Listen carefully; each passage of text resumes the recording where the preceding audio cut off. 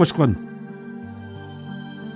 Тиги биздин айылдын тоосундагы Египеттин пирамидасындай болгон эң бийик чоку жел тегирмен деп аталат.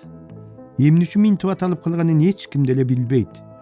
Бала кезде бизге ошол тоонун чокусунда ун тарта турган, талкан тарта турган тегирмен бар деп эле айткандарын укканбыз. Жел тегирменге чыгып барып чокусунда эмнелер бар экенин көрүп келсем деп жатып уктаар элем. Биздин айылдагы жаңылыктар алгач көчөнүн 3 кошконунан башталып, анан башка жактарга тарап кетчү. Жел тегирмендин так чокусунда казандын оозундай оюк бар экен. Кудай бир чоңсакта ошол оюктан от чыгып атканын кийик кубалап жүрүп Төлөнбай көрүп калыптыр. Кокус ал көрбөгөндө бүт ат башы оттун алдында калып өлмөк экенбиз. Капкагын шамал Кытайды көздөй учуруп кетип, жалын алоолоп жатыптыр дейт.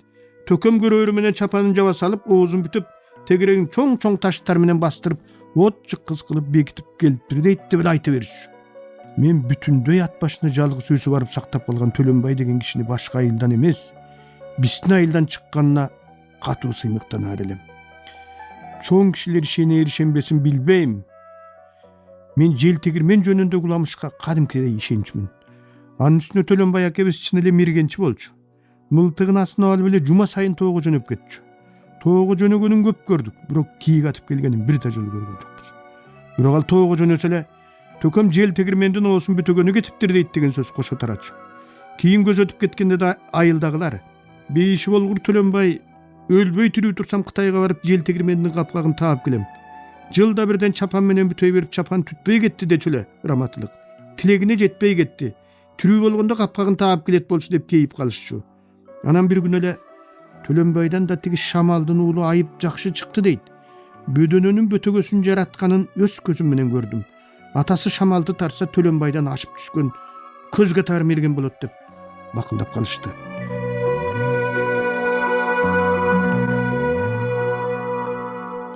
Атамдын Акташта бүркүтү бар. Жеми түгөнгөндө түнү менен кетип көк жалама зоокага жыңайлак чыгып барып, балапандарына жем берип, эртең менен биз ойгон электе келип калат деп Шамал акенин баласы Айып мектептен келетканда да, баратканда да айта берчү. Мен мындай сөздөрдүн баарына ишенип, түн ичинде төшөгүмө жатып алып, аларды кайрадан эстеп, миң түркүн кыялдарга батып эргий берер элем. Шамал акебиздей кишилербиз бар экенине сыймыктанчумун. Суречкини кубалап баратып аскага асылып калган кожо жашты аяп, кап биздин Шамал акеге окшоп жылаңачтанып алып чыкканда, балким аскада асылган бойдон өлүп калбайт эле деп ойлочумун. Көрсө кайбиренди тукум курут кылып баратканын сескен Кудай, кой кожо жаш, бейгүнөө эчкилердин улагын жетим калтырбагын деп, адегенде белги берип, анан ага болбогондо атайлап суречкини жиберип азгырып, аскага алып чыгып кеткенин, кайбирендин каргышына калган пенденин бири дагы тирүү калбасын кийин бидип жүрбөйүнбү? Кээде суречкинин каргышы Кыргызстан кетелекпи деп да ойлоп кетем. Каргышка калган элден каргыш оңой менен кетпейт дегенди уккам. Кайбирендин улагынын бооруна талгак болуп, карагайдын түбүнө жаткан чаарчыкты атып алдым деп кубанып келип, ойноп жүрүп эликтон чон уктап калган кара кулаттуу каргадай жалгыз каралдысын атып алып, баласынын боорун жеп какшап калган карт мергендин арманы Кыргыздын баарына белгилүү эмеспи? Биз жакта күн чыгышы менен күн батышына тосот коюп, кара зоого камап алып, улагы менен 10дон ашуун эчиктекен атып өлтүргөн мергенчинин бүтүндөй бүлөсүн 3 күндөн кийин жер силкинип, тоодон кулаган таш басып калып тукум курут кылган.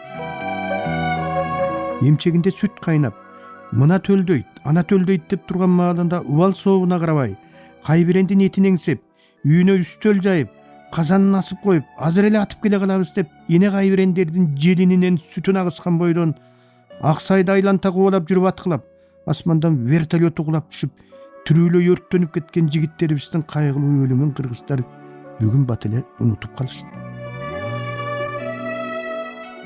2,5 километр алыста бараткан текени алаканыңда тургандай жакын алып келген Турнабай мылтыкчан Инахота келгени Аксайдын да, Арпанын да аркар кулжалары тукум курут болуп баратат. Аксайдын кайбирендери азыр жол тандабас жип көрүнөрү менен алдагайдан эле качып жоголчу болду деген сөздү да көп уктум. Ошол Айыптын эжеси Мария Эжей менин кыргыз тил сабагынан берген класс жетекчим болчу. Биз бой жетип, аргибиз туш тарапка чачылганда, Мария Эже да Айыпты окууга өткөзөм деп, айылдын эли суктанган кооз шырдагын алып мединститутка кетиптир деп уктук. Бирок Айып өтпөй келди. Эл Мария шырдагын бергенге тааныш таба албай коюп, айып өтпөй калыптыр деп айтып жүрүштү. Бирок айып келген менен шырдак ошол бойдон келген жок. Мария эженин сабагын аябай жакшы көрөр элем. Билбейм, эмнегедир айыл ичинде шаркырап аккан дарыя Шамалдын кызы Мария деген ыр бар болчу. Аны ким чыгарганын, эмне себептен чыгарганын ушул күнгө дейре билбейм. Университетте окуп жүргөндө стилистикадан сабак берген агайым Самак Давлетов парталарды кыдырып келатып токтой калып, кызыл жүзтүү жигитке кана андан кийинкисин ким улайт? Кана тапкылачы деп шыкактаар эле. Бирди жарым айтып жиберер бекен деген сыбаста демитип күтүп турчу. Балениби? Баарыбызды мээбиз иштебей, сабакты жакшы билген Бейшенбекти карап, Бейшенбегибиз да эстей албай, муруту мурдуна чалынып, тумчугуп турганда, кызыл жүзтүү жигитке кыйытып айткан сөз жетет деп басып кетчү.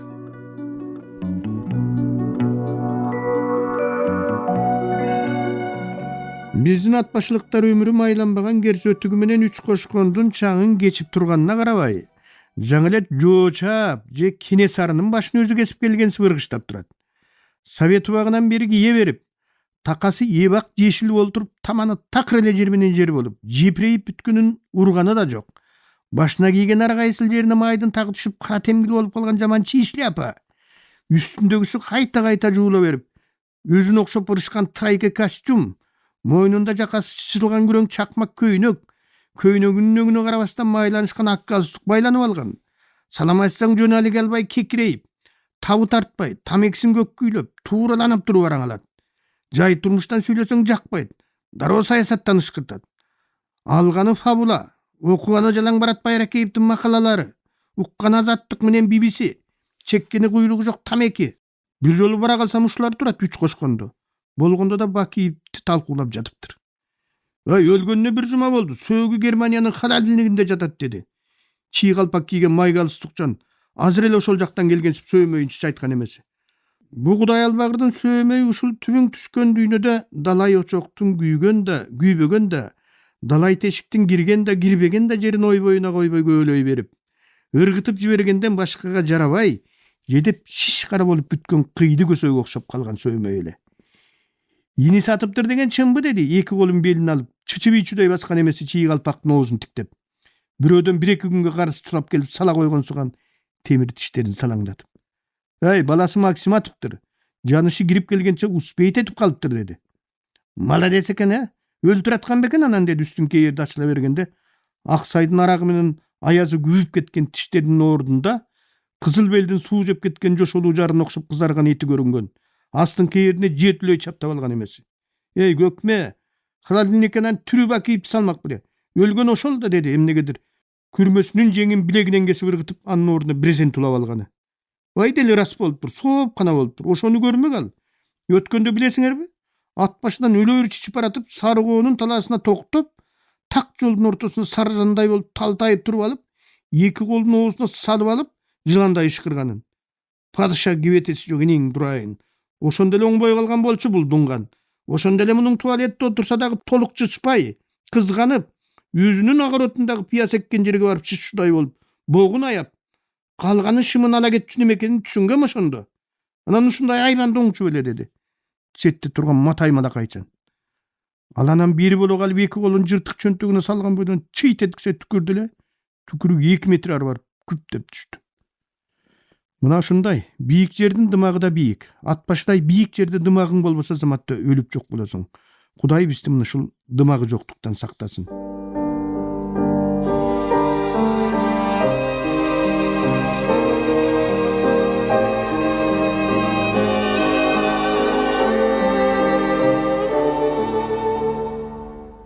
Ат башынын бет маңдайындагы мөңгү баскан тоолордун алдындагы карагайлуу кайкылар төмөн түшкөн сайын улам жапыстаган сайын чөбүн өзгөртүп, өңүн өзгөртүп, бел белестерге ажырап, кокту колотторго бөлүнүп, дарбыз жондуу жашыл төрлөр ышкын, көбүргөн жыттанып, андан берлегенде аларды коондой ала салган сары тулаң дөңдөр алмаштырып, анан шыбак жыттанып, эрмен жыттанып, шыралжын жыттанып, жакага түшкөндө жамбаштап алып чылымын соруп турган мал сарайларды этектеп, талаа түскө түшкөндө жал куйругу жайылып, аңыздарга, айдоолорго айланып, Анан андан чубап чыккан ат жолдору менен таш жолдору жарышып олтуруп Биштин айылга кирип келер эле.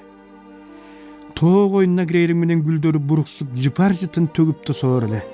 Азыр гүл саткан дүкөндөрдөгү көз шоосун алган 1000 түркүн гүлдөрдүн биринин да жыты жок. Энем экөөбүз бир жылдар ошол бөксө тоолордун бөйрөгүндө ээси жай бою кой менен жайлоого көчүп кетип, күзүндө түшүп келчү чабандын сарайы эң калган там ташында турдук. Сарай менен мен окууга барып келчү мектептин аралыгы 6 чакырымдай жер. Сабактан күйгүм талаш тарап, сайды жыңайлап кечип өтүп, тоо этегиндеги күйгөн оттон көзүмдү албай, боюм менен жарыш өскөн арпа талаанын жалгыз аяк жолуна түшүп алып, жүрөгүмдүн дикилдеген табышын тыңшаган бойдон жөнөп келер элем. Ит куштан коркчумун. Карышкыр жеп кетсе өлдүм го, өлүп калса менен байкушум жалгыз калат го деп ойлочумун. Караган чейлер калдаңдап, алдымдан да, артымдан да кошо чуркап жүрүп олтурчу. Жан жагымды карагандан заарканып, эки көзүм энемдин гана жаккан отунда болчу. Күн сайын ушинтип, айылдан 6 чакырым алыстагы күйгөн отко чуркайм. От энемдики.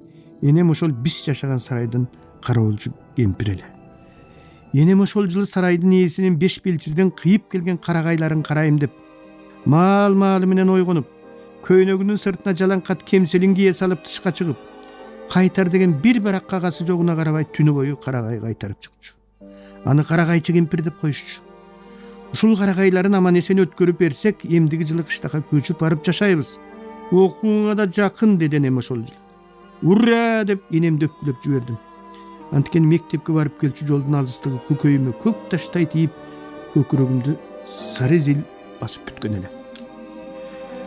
Кыш кызым баягы көпкөк асманда ак чаңгыл булут басып, көк менен жердин чеги кайдан башталып, аягы кайдан бүткөнү билинбей, туташ кийиз каптап салгансып, эч нерсе көрүнбөй, качан көрсөң эле тунарып, тунуп, чыкылдаган ызгаар жакага дейре алкынып силкинип келип, адыр жондор ала салган албуут аязга айлана тегеректин баарын түнү бою кар күрткүлөп, кар чүмкөп таштаган, алигиче из түшөлек наристе талаанын таңкы бүрүлүндө энем айылдагы бир аялга чай чемегин тартуулап жүрүп жасатып берген бала тонумду кийип алып, китеп кабымды асынып алып мектебиме кармантып жөнөп элем. Мурдум тынбай куюлуп турчу. Куюлган мурдумду улам сүртө берип, мектепке барып келгенче кара шакмар болуп катып калган тонумдун жеңин энем түнкүсүн бир маал өзүнүн кийиз кескен кыңырагы менен кырып тазалап, жууп мешке кургатып берип кайра жөнөтчү. Сабактан тарап чыккан кечте асман жерге түшүп калган сыпсалаңдап, аппак болуп тунуп жаткан талаада барган сайын карайып, көзүмө кой сарайдын короосу гана элес булас көрүнчү. Сайдын өйүзүндөгү дөңдөн ошол короону бир карап алып дикилдеп чуркап жөнөчүмүн. Чуркап кел балам, чуркасаң түшүбөй келесиң дечү энем. Бир далай жерге чейин тынбай чуркап, кайра салып, кайра чуркап, мээлеи жок колумду үйлөгүлөп караңгы кирип кетпегиле деп караңгыдан качып келаткансып жүрүп олтурчумун. Кышында жакшы, сай толо муз, жылгаяк тээп ойноп өтөсүң. Жайдын күнү суу кечмей, кезүүдөн келген уйлар менен койлор, иштен кайткан адамдар көп өткөндүктөнбү, же керели кечке күн тийип тургандыктанбы, суунун муздагы кечинде анча сезилчү эмес. Суудан өтүп алып, китеп баштыгы менен батинкемди көтөргөн бойдон дикилдеп бир топ жерге дейре жүгүрүп барып, адегенде ылай болуп, анан ылайы кургап калган буттарымды жол боюндагы чөпкө тазалап алып батинкемди кийип, жолумду улачумун. Сайдын суусун сабакка келатып таң атпай кечкен тозоктун тозогу, шыргалаң суу шыйрагыңдан өтүп, чучугуңа жетет. Батинкемди байлаштырып, мойнума эле салып, бак элегимди тиземе чейин түрүп алып кечип өтүп, жээки жетээрим менен улам бир бутума тура калып, сороктоп, оромпой тээп барып какшаган сөөгүмдү колдорум менен кармалап олтура калар элем. Бир жолу байкабай самын ташты басып алып, чалактай чабылдым. Кээ күндөрү таң атпай тезектергенге чыкканда сайдын суусун ээрчишип, энем экөөбүз кеччүбүз. Дем алышта деле энемдин жаны тынбайт. Дегеле энем тургай биздин айылдын жаны тынып, дем алып жашаганын көргөн жок. Илеттин айылдар качан көрсөң эле көр тирлик менен алектенип, тытынып жаткан кемпирге окшош. Бизде керме жип жок.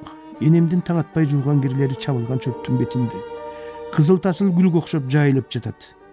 Кызыл, көк, апарман боекко боелгон жүндөрүн күнгө алып чыгып, короонун талдан чырмап жасаган кыйрайган сынык каалгасына жаят.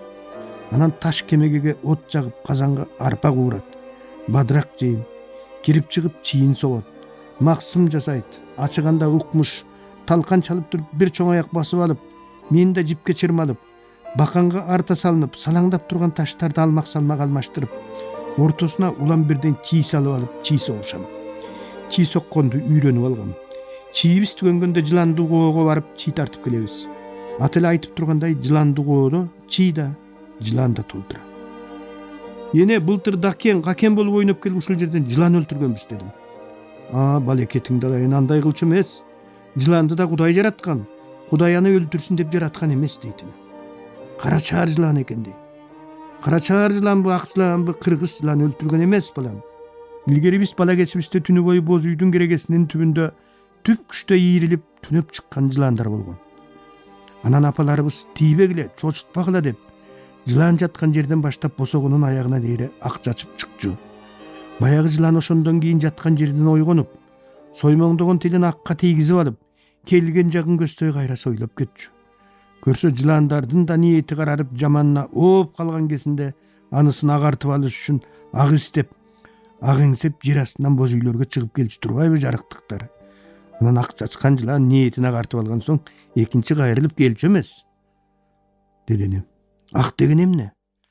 Айран, сүт, кымызды ата бабаң ак деп койгон балам. Акты ыйык санаган. Алкаса ак жалгасын деп, каргаса ак урсун деп каргаган. Карасан атай уулдарын аталар ак кылдым деген.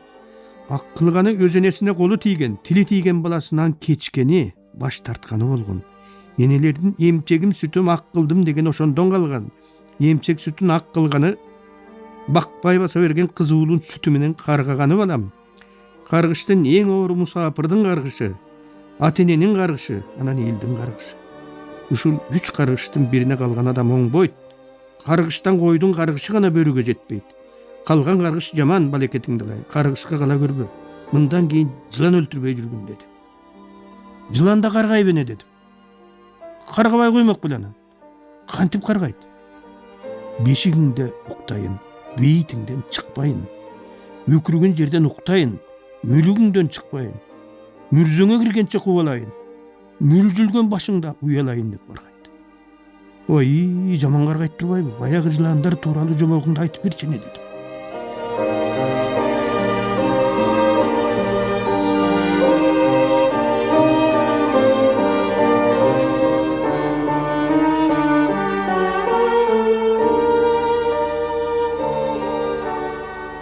Сиздер, урматтуу радио угуучулар, Кыргыз Республикасынын эл акыны, Токтогул атындагы мамлекеттик сыйлыктын лауреаты Шайлообек Дүйшеевдин Агындылар аттуу китебинен автордун көркөм окуусунда улантып уктуңуздар.